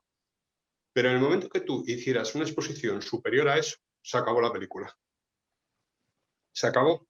Ya podías hablarle de lo que quisieras, porque no tenían ni idea ya, todo era confusión, todo era un follón increíble, pero digo, pero si somos adultos. Coño, somos adultos. Pónganse ustedes a trabajar, que para eso les pagan. Me parece que la definición de adulto no tiene nada que ver con la edad que tenga uno. Ya, pero que es con la madurez y con la capacidad. Con la madurez y estabas con gente que no eran becarios, eran gente bien pagada, bien formada y bien de todo, y no podías salirte de esos cánones estrictos porque inmediatamente se perdían los mensajes. Otro problema que tenemos, que está muy relacionado con lo que estás diciendo, es la superespecialización, ¿no? Nos hemos acostumbrado a hablar un lenguaje muy concreto a mí me encanta dar charlas de ciberseguridad a los abogados porque les hablo en binario, ¿no? Les hablo en lenguaje de ingeniero. Sí. Y les parece que sé muchísimo, porque claro, como no es el lenguaje al que están acostumbrados. Y cuando hablo con ingenieros les hablo en latín, ¿no? Les hablo en lenguaje de los abogados. Entonces también les parece que sé muchísimo. En realidad no sé ni de una cosa ni de la otra, pero sé un poco más de derecho que los ingenieros y un poco más de ingeniería que los abogados. Entonces les saca totalmente, les descoloca muchas veces el hecho de que les hables en un lenguaje que no es el suyo, porque nos hemos especializado tantísimo que somos poco hábiles a la hora de salirnos de nuestra zona de nuestro conocimiento. Sí. En cuanto sacas a la persona de su área de confort, empieza a tener una serie de problemas importantes. Sí, pero ese área de confort se refiere a todo: pensamiento económico, pensamiento político, hasta la lecturas, elección canales de televisión, y empiezas a rondar y las áreas de confort son muy chiquititas. No, hasta la elección del menú. Tú en una conferencia, como vayas a un bar, cuando íbamos a un bar que tenía muchas opciones era un problema. Claro, en una reunión de este tipo, tú dabas a elegir, y te digo que te lo servían 5 primeros y 5 segundos y tienes un follón de narices. Pero así, porque es que es imposible. Es imposible. En España nos pasa también con el café, ¿no? Pero vamos. Sí. En China, por ejemplo, es muy curioso porque en China la calidad de los restaurantes normalmente se mide por la longitud de la carta del menú. Sí. En España sería, o en Occidente sería impensable, ¿no? De hecho, ¿qué es lo que se lleva en Occidente? Que sobre todo entre la juventud, los restaurantes que tienen una sola pieza en el menú. O sea, tú vas al McDonald's a comer hamburguesa. Entonces, puedes elegir entre 2 o 3 formas de hamburguesa, pero ya está. Pero sabes que vas a ir a comer hamburguesa, no se te ocurre pedirte un emperador. Sí, yo me acuerdo que en China era muy difícil hacerte con los menús porque eran cosas, primero, que desconocías y segundo, no sabías el volumen de cosas que había. Es decir, podías tener, yo estuve allí y una vez teníamos 5 platos y otra vez teníamos 15. Entonces, claro, no tienes ni idea. No tienes ni idea. Y estás desconcertado diciendo, vamos a ver, ¿esto qué hacemos? Pero, Esto se come con cuchara o con palillo. claro, o se compagita o esto que está con una cosa flotando que tenemos que hacer. Quiero decirte, ese tipo de cosas cuando tú las pones y tienes ideas diferentes que comunicas a un grupo que no comparte todas tus costumbres, es muy complicado meter ideas nuevas. Pero ¿sabes a lo que lleva eso, entre otras cosas? A que en China ahora mismo gobierna una meritocracia, es decir, Sí, claro. los 80 millones de miembros del partido no lo son porque ellos quieran ser del partido, no es porque se hayan afiliado ellos al partido, sino porque el partido los ha seleccionado entre los mejores. Claro. Mientras que en Occidente la política es una forma de vida. Allí tú llegas a la política por méritos académicos, laborales, de fidelidad, lo que quieras, pero tú llegas a la política seleccionado. Aquí eres tú el que seleccionas la política como forma de vida. Ángel, Lo conviertes en forma de vida, que ese es el problema. te quería comentar que es un otro tema, a lo mejor, pero dentro del temario de hoy, concretamente, cuando entras en una página web o una aplicación, siempre te dicen que debes aceptar y que tiene una serie de cookies. ¿Qué es lo que estamos aceptando concretamente? Porque muchas veces tienes dudas de que si no lo aceptas, no entras en esa página. Entonces, ese es el tema. Bueno, pues prueba porque la mayor parte de las veces si la rechazas también puedes entrar. Yo lo que hago normalmente es entrar en otras opciones o en configurar que te deja elegir, ¿no? Y ahí es donde te dice realmente lo que estás haciendo. Lo que estás haciendo es permitirles acceder, por ejemplo, a dónde estás. Estás permitiéndole acceder a qué páginas estás visitando, acceder a qué tecleas mientras estás en la página, cómo mueves el ratón mientras estás en la página, y normalmente lo que estás es permitiendo que vendan toda esa información a un número de compañías. En algunos casos son cientos de compañías las que están comprando esa información, ¿no? Normalmente una que está siempre es Facebook. Facebook, cualquier página que tenga la F de Facebook puesta, independientemente de que tú hayas llegado ahí a Facebook, que tengas cuenta de Facebook o que no la tengas, toda la información de lo que esté pasando ahí, salvo que esté configurado, que lo configures tú de otra manera, acaba en Facebook. Es decir, que tú lo que estás es dando patrones de comportamiento que sirven para conocerte a ti mejor, pero sobre todo sirven para establecer comportamientos grupales de cómo actuamos en general. Por lo tanto, la privacidad no tenemos que entenderla como una cosa que nos afecte solamente a nosotros, sino que nos afecta como individuos, pero también como sociedad. Un caso muy claro, el caso de Cambridge Analytica, ¿no? El caso del hackeo de las elecciones y el Brexit, ¿no? A 100 y pico mil o unos cientos de miles de personas les piden permiso para utilizar la información que haya en sus perfiles de Facebook para un estudio psicológico. Y les pagan $1 aproximadamente a cada uno de ellos por esa información. Eso se traduce en que entre ellos y sus contactos había 70 y tantos millones de personas que, excepto a los que les pidieron permiso a los 100.000 iniciales, ninguno más vio un duro, de los que llegan a tener información a través de los perfiles de Facebook de esta gente. Es decir, que tú has cobrado 1 euro por compartir tu información y la de otras 100 y pico personas que tienes en tu perfil de Facebook sin haberles consultado a ellos. Y de ahí, de 70 millones de perfiles, ya sí se puede sacar una información bastante suculenta, como se vio después en el Brexit o como se vio en la campaña de Estados Unidos, ¿no? Tenemos una responsabilidad muy grande y por eso no sé si he insistido lo bastante en que los datos no es que sean nuestros, es que los datos son nosotros, ¿no? O sea, que no es una relación de propiedad, no es un tema económico de propiedad intelectual, es un problema de identidad. Es que lo que te están comprando o lo que en este caso estás regalando es tu identidad, es tu carnet de identidad en las redes.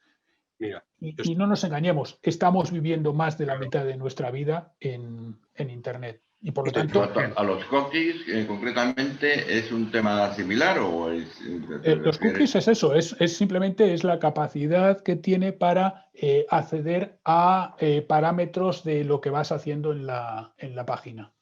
yo los borro periódicamente, todas las cookies, las borro periódicamente como una vez a la semana. Y hay una manera de hacer que no se instalen las cookies, aunque diga que sí. Tú entras en Google y le dices cómo borrar las cookies. Y entonces te dice que tienes que entrar en configurar, te da una serie de opciones y hay una opción en la que tú dices no instalar jamás cookies. Tú la aprietas y aunque cualquier programa te diga que está instalando cookies, se instalan prácticamente ni el 10% de lo que dicen, porque las borra inmediatamente, según sales de la página. En cualquier caso, es bueno a la práctica de borrarlas. Eso, entrando en configuración también, se pueden borrar. Es muy fácil. Una vez que coges el camino, es borrarlas cada día, cada semana, de tal manera que deje de seguir mandando información cada vez. Mira, fíjate si sabrás lo que haces. Yo fui a comprar unas lámparas al Leroy Merlin en Raimundo Fernández Villaverde. Estaba pagando en caja las lámparas y estaba recibiendo en ese momento ofertas de lámparas, en Amazon, en no sé cuántos otros sitios más. Pero estoy pagando y acabo de pagar ahora mismo con las lámparas. Pero eso es porque no funciona bien. Si Claro. funciona bien, te estaría ofreciendo las bombillas, porque la lámpara ya la tienes. Increíble, ¿eh? No, Sí, pero pero Ángel, es cierto que muchas veces en casa estamos hablando de un coche, una lámpara, un aspirador, y a cuánto nos ha pasado que al día siguiente o a las horas en tu móvil tienes información de ese coche o información de ese aspirador y no te has metido en ninguna página web. Simplemente hablando delante del teléfono o delante de Alexa, efectivamente. No, ocurre. pero sí, claro, sin tener ni siquiera Alexa, estamos hablando simplemente del móvil. Porque Sí, mi sí, padre, bueno. que le tengo por ahí también, que me quiso regalar en su momento la Alexa, oí un reportaje de Carmen Chaparro en la que hablaba de unas circunstancias de que habían escuchado unas conversaciones en casa y le dije, no quiero una Alexa, pero es que te da lo mismo. En el móvil tienes Cortana si es un Android y Siri si es un Apple. Sí. Tú lo tienes deshabilitado y es como la ubicación, te digo muchas veces, ¿no? El hecho de que tú digas, no quiero saber mi ubicación. Eso significa que a ti no te va a decir tu ubicación, pero el móvil va a seguir sabiéndola. O sea que igual que tú no quieres utilizar Cortana, vale, no la utilices, pero yo te voy a seguir escuchando. De hecho, es muy curioso porque con Siri hicieron un experimento de taparle todos los micrófonos a un teléfono, a un iPhone, y de tal manera... Ángel, no se oye.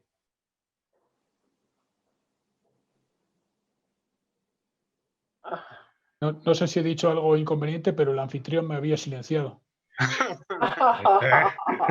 Disculpa, Ángel, oí sonidos de fondo y debí de dar en el micrófono inadecuado. Gran hermano. No. Nada más lejos de mí, perdonad.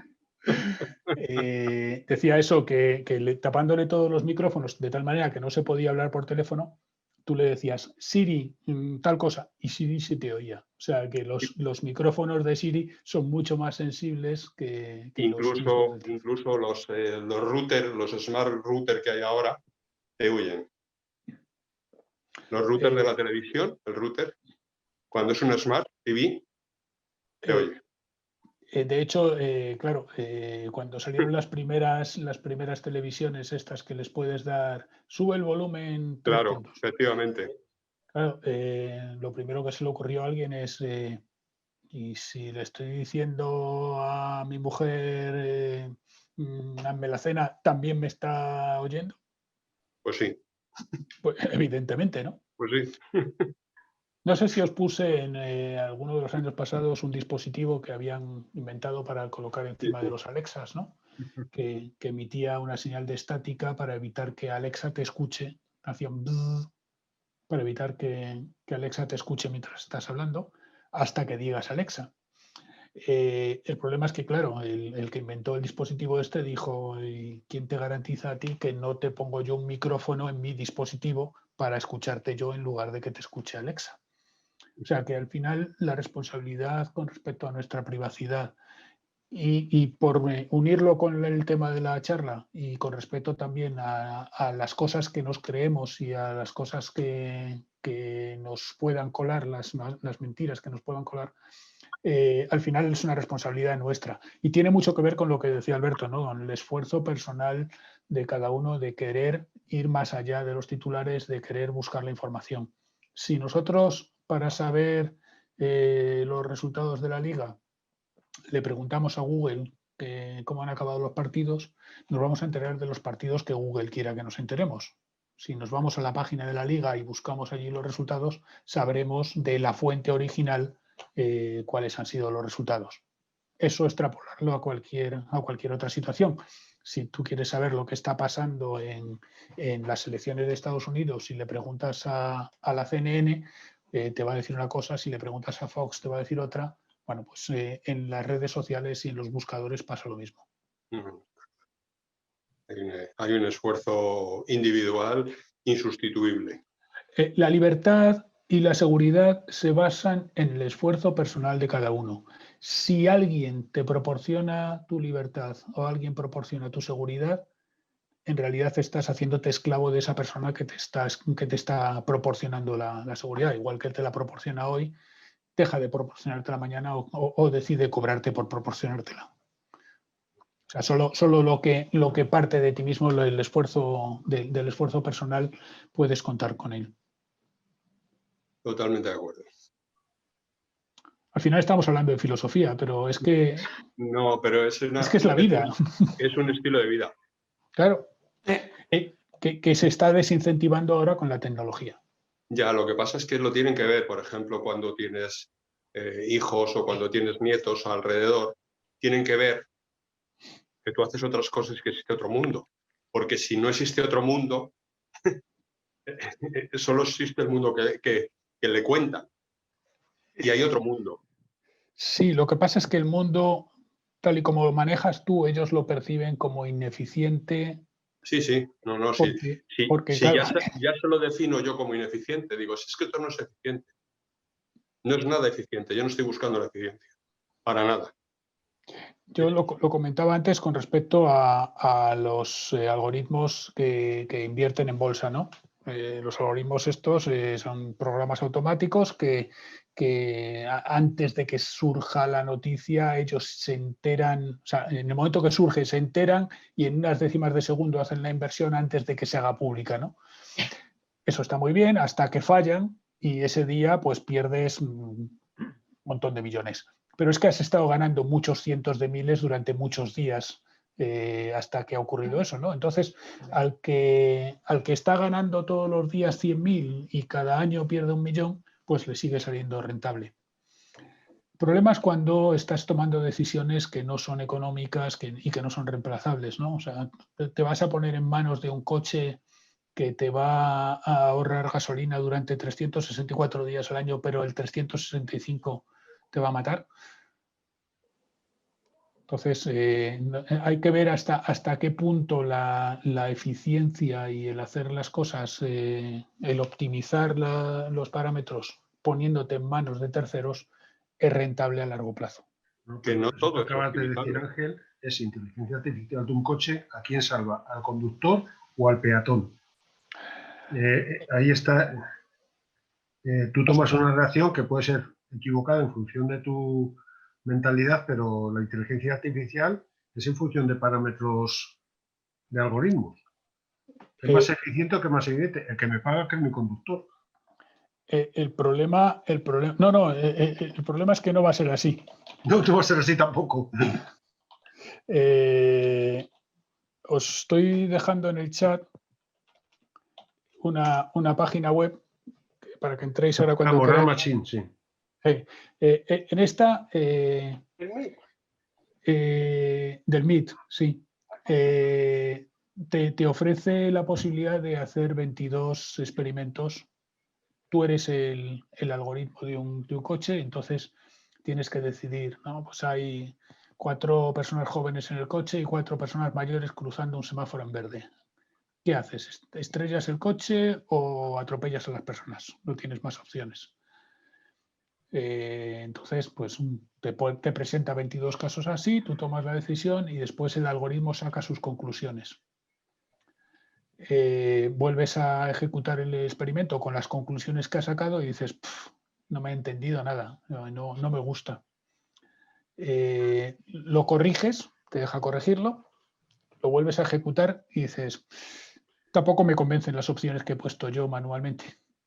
O sea, es que la diferencia está en que si yo voy conduciendo y tengo un accidente, es un accidente.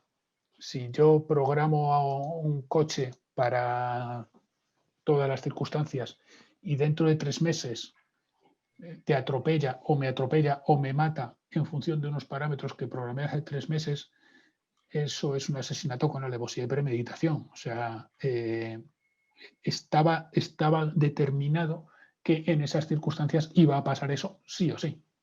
No quedaba más remedio. Una cosa es que tú hagas lo posible por salvarte y a lo mejor pues atropellas al otro y encima te matas tú, pero es un acto del azar, es un acto que todo el mundo puede entender y hasta disculpar, pero cuando algo está programado y ocurre así por algo que se determinó hace meses o años, si no existen coches autónomos a estas alturas en las calles es precisamente por esta disquisición moral que se presenta. La estás teniendo ahora mismo, ¿eh? La disquisición moral, en cuanto tengas las UBIs o las UCIs completas y tengo que decidir a quién le pongo el respirador. Sí, pero ahí está decidiendo una persona en función de un triaje que efectivamente es medicina de guerra, eso está establecido y es una persona la que aplica criterios que pueden ser razonables o no, pero que los aplica en función de lo que está ocurriendo en ese momento. Ahora vamos a suponer que tú determinas un algoritmo ahora para la pandemia de dentro de 10 años de cómo va a actuar. Y entonces ya, independientemente de las circunstancias del momento, va a actuar así. Claro. Es que cambia mucho. Moralmente, a mí por lo menos la sensación que me da es completamente distinta. Claro, el hecho de que alguien se equivoque sobre la marcha a que alguien se equivoque cuando ha tenido 10 años para cambiar el programa. No, sin lugar a dudas. Sin lugar a dudas. Pero tienes el caso, tú que eres piloto, del avión que falla, es o saltar y el avión se estrelle, o seguir con el avión para que no se estrelle en una población. Vamos, me lo explicaron explicaron en la primera lección pero claro, a mí no se me ocurriría efectivamente soltar el avión hasta que me he asegurado de que no se va a estrellar en una población.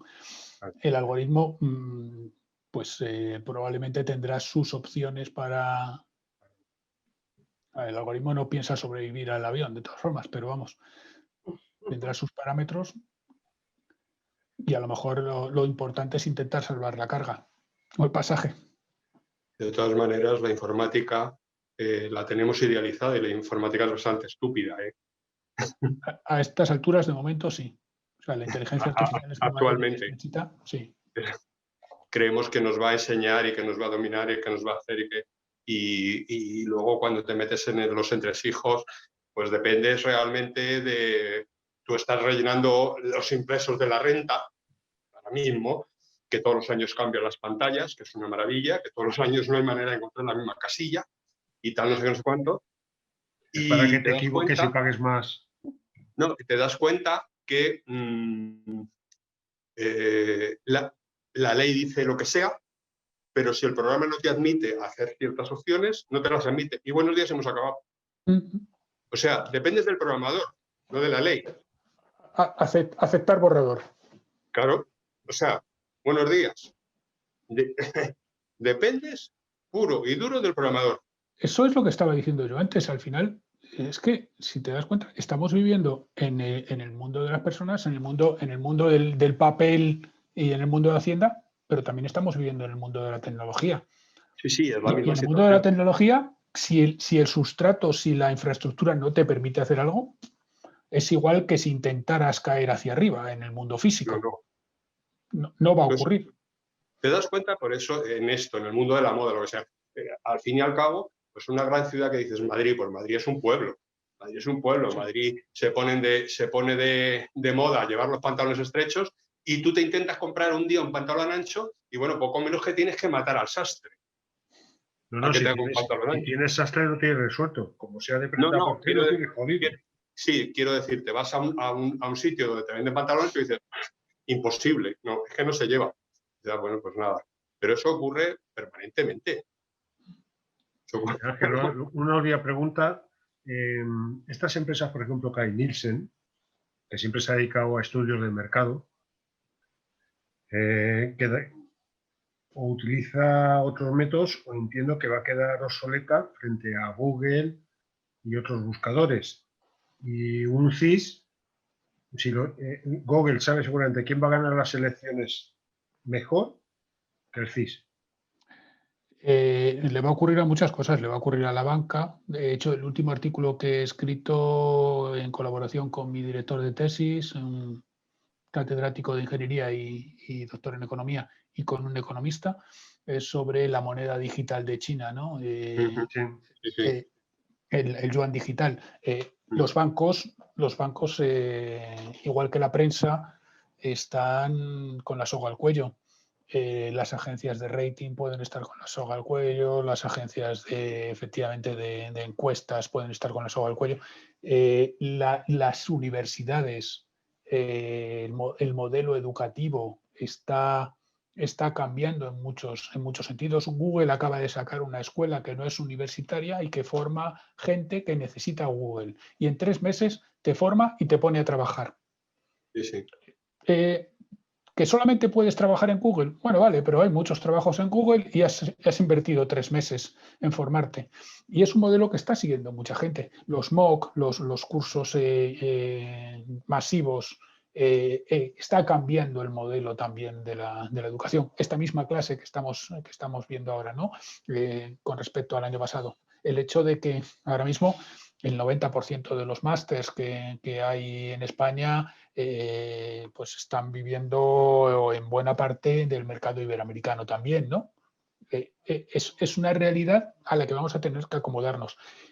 Si seguimos alimentando a las grandes plataformas y seguimos dándole los datos, como los datos son identidad y como los datos son nosotros en el ciberespacio, al final estas grandes plataformas van a tenernos a nosotros, van a tener todo lo que es nuestra alma digital, la van a tener ellos y por lo tanto no va a haber sitio para otros. Pero no va a ser solamente con un negocio concreto. Como los datos es todo, los datos es lo que define todo, al final el que tenga los datos va a poder hacerlo todo. De todas formas, está empezando a cambiar. Hoy ha habido una demanda contra Amazon en la Unión Europea por uso monopolístico de mercado.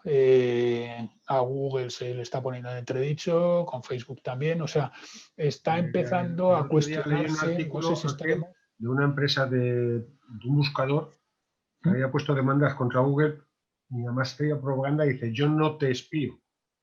Sí. No me acuerdo qué buscador es.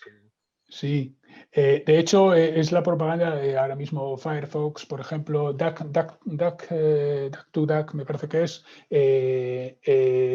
la propaganda que hace es DuckDuckGo, efectivamente. Sabía que había algo por el medio. DuckDuckGo es el buscador que está basándose precisamente en que él no retiene datos. si no retiene datos con respecto a ti, probablemente los resultados que te va a dar van a ser menos eficientes. ¿Queremos que sea óptimo o queremos que sea sostenible y que sea humano? Probablemente la economía más óptima sería que hubiera nada más Amazon, Google, Facebook y otro más, y Apple, y que no hubiera más compañías y que estuviera todo centralizado. Pero eso sería lo más óptimo para el mercado, probablemente no para nosotros. De todas maneras, el mercado les ha dado, por ejemplo, ahora cuando ha ganado Biden, por ejemplo, ha bajado las acciones de Zoom, por ejemplo, que estamos utilizando ahora como una barbaridad. Ángel, con respecto al tema de la red global de satélites que están preparando en Europa, esto puede ser una revolución, ¿no? Me refiero yo que aparte de dar mucho más información, todos los GPS que tenemos actualmente no van a servir para nada, ¿no? Casi todos los sistemas están preparados para actuar tanto con GPS, que es la red americana, como con Galileo, que es la europea. Es una revolución relativa. Los chinos tienen también la suya, Baidu. Los indios tienen IRNS. Los rusos tienen GLONASS, es decir, cada gran potencia está desarrollando su propia red de satélites precisamente para intentar darse una cierta autonomía con respecto a los datos de los usuarios de esa red. ¿Entonces van a ser compatibles todas? Digamos que los dispositivos probablemente van a poder acceder a todas ellas. Entonces tú elegirás si te conectas igual que eliges si te conectas a Amazon a Telefónica o a Orange, pues podrás elegir si te conectas a GPS o a Galileo. Y de hecho ya hay dispositivos que se pueden conectar a cualquiera de ellas. Me parece recordar que GPS eran 24 satélites y que Galileo son 30. Pero claro, para eso tienes que mantener una rotación porque los satélites tienen una caducidad y tienes que irlos reponiendo cada poco tiempo. O sea, es un proyecto muy ambicioso, pero yo creo que es necesario para tanto ese como otros muchos para darnos autonomía a Europa. Si no, al final estamos en manos de Estados Unidos y bien, dentro de que podamos estar más cercanos en valores a ellos, si no tienes una cierta autonomía, luego puedes ver lo que pasa cuando empezamos con las sanciones. Tengo entendido que Galileo va a tener mucho más precisión en cuanto al posicionamiento, ¿no? Bueno, Galileo es un sistema, es poco más o menos igual. El GPS tiene varios modos. El GPS tiene el modo normal, que es el que tenemos nosotros en los móviles, pero después tiene el modo militar, el modo P, que da una precisión mucho mayor. Yo, así como anécdota, te puede dar una precisión de centímetros. Como anécdota, yo estuve volando y estoy hablando del año... sería el 90 y pocos, estuve volando con un sistema de GPS diferencial, que es el GPS apoyado en una antena en tierra, que corrige los errores que tiene. Entonces, el error en el que yo me movía era una esfera de 5 milímetros. Es decir, digamos, el centro del avión estaba en una esfera de más o menos 2,5 milímetros en cualquier momento. O sea, yo creo que es precisión, en principio, suficiente para casi todas las cosas. De hecho, están haciendo mediciones de elongación de puertas. Cardenal Cisneros, en marcha.